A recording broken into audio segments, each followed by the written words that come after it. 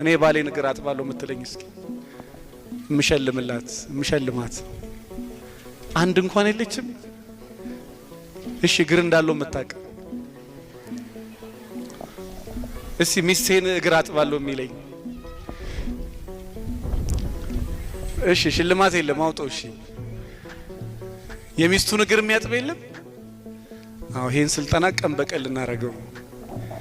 የባሏን እግር የምታጥብ የለችም። እስኪ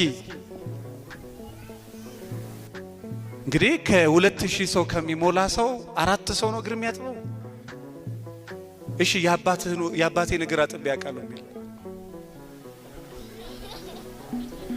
እግዚአብሔር ይባርካችሁ።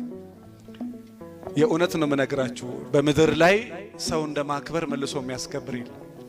በምድር ላይ ያለ እድሜ ረጅም ይሆን ዘንድ እናትና አባትን አክብር ነው። ሚስት እንድታከብር መጀመሪያ ክርስቶስን ወደደው አክብሮ፣ ከዛ ቀጥሎ ደግሞ በምድር ላይ አባት ተገዛ፣ አባትን ወደደው፣ ከዛ በኋላ ሚስት ትገዛላለች። ስለዚህ ሴቶችም የባልን እግር ማጠብ ክብር ለራስ ነው። እንግዲህ ብዙ ጊዜ በተደጋጋሚ ስላወራ ነው በድጋሚ አላብራራላችሁም። እግዚአብሔርን መፍራት። ማንን መፍራት? በደንብ በሉልኝ። ማንን መፍራት? እግዚአብሔርን መፍራት። ምናልባት ያላገባችሁ ሰዎች በህይወት ዘመናችሁ መጀመሪያ እግዚአብሔርን የሚፈራ ሰው እንዲቀናችሁ መጀመሪያ እናንተ እግዚአብሔርን ፍሩ። እግዚአብሔርን የሚፈራ አባት የሱ ልጅ እግዚአብሔርን ይፈራል አይፈራም? እግዚአብሔርን የማይፈራ አባት ልጁ እግዚአብሔርን ይፈራል አይፈራም? ያስመስላል እንጂ አይፈራም። እግዚአብሔርን የምትፈራ እናት ልጇ የልጇ መንፈስ የእናትየው መንፈስ ለልጇ ስለሚሆን ለሚወዱን ሺህ ትውልድ ምሕረት አደርጋለሁ ስለሚለኛ ጌታ ባለቤቷን የምታከብር ሴት ልጇ እሷን ታከብራታለች፣ ልጇ ሰው ታከብራለች። ስለዚህ መጀመሪያ ሳይፈሩ መፈራት የለም። ትልቁ እዚህ ምድር ላይ እግዚአብሔርን መፍራት ነው። ማንን መፍራት ነው? ምናልባት ያላገባችሁ ሰዎች እኔ እግዚአብሔርን የሚፈራ ሰው ፈልጋለሁ ከማለትሽ በፊት አንቺ እግዚአብሔርን ትፈሪያለሽ ወይ? አንቺ ጎበዝ ደፋር ሆነሽ እንደዚህ አይነት ባል ይሰጠኛል ብለሽ አትጠብቂ። መጀመሪያ አንቺ ተስተካከይ፣ አንተ ተስተካከል።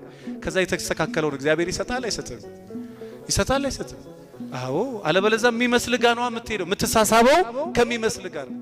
የመጀመሪያ እግዚአብሔርን መፍራት። እግዚአብሔር የጥበብ ሁሉ መጀመሪያ እግዚአብሔርን መፍራት ነው የሚለው መጽሐፍ። ለዛ እግዚአብሔርን ከፈራ እግዚአብሔርን የሚፈራ ሰው በህይወቱ ይመጣል። እግዚአብሔርን ከፈራሽ እግዚአብሔርን የሚፈራ ሰው በህይወትሽ ምን ይላል? እግዚአብሔርን መፍራት። እሺ ቀጣይ ፈቃድ እግዚአብሔርን ምን ማለት መጠየቅ።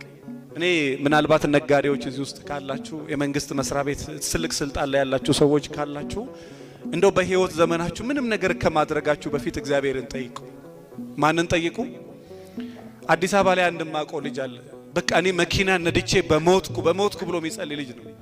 መኪና ገዝቶ መንጃ ፈቃድ ይዞ መኪናው መስመር አስወጥቶ አንድ ሀገር ኮንትራት ሳይጭን በዛው መኪና ነው የሞተው። እና የሆነ ነገር ስትጠይቁ ምናልባት መጥፊያ ይሄ እንዳይሆን ጌታዬ ያንተ ፈቃድ ነው ወይ በል። አንድ ቀን እንግዲህ ትራንስፖርት 100 ብር አልሰራበትም። መኪናውን አይሩፍ መኪና ነው 2 ሚሊዮን ብር ያን ጊዜ ገዝቶ አንድ ቀን እኮ ትራንስፖርት ብር አልሰራበትም። እና ነጋዴውም የሆነ አዲስ ሱቅ ከመክፈታችሁ በፊት እንደው ያንን ነገር እግዚአብሔር ወይ ፈቅደሃል ወይ አንተ ስልጣንም ከሆነ እግዚአብሔር ወይ ያንተ ፈቃድ ነው ወይ? ይቻላል አይቻልም? ሴቶችም ካላችሁ እንደው ይሄ ነገር መጥፊያዬ እንዳይሆን ያንተ ፈቃድ ነው ወይ? ይቻላል አይቻልም? የእግዚአብሔር ፈቃድ መጠየቅ። ትዳርም ከሆነ እንደው እየየ እያልኩ መኖርበት ሳይሆን ያንተ ፈቃድ ነው ወይ? የእግዚአብሔርን ፈቃድ መጠየቅ። እሺ ቀጣይ ከዛ ውጪ እንግዲህ በጣም ብዙ ሰው የምንቸገረው ምንድነው? ሙሉ ሰው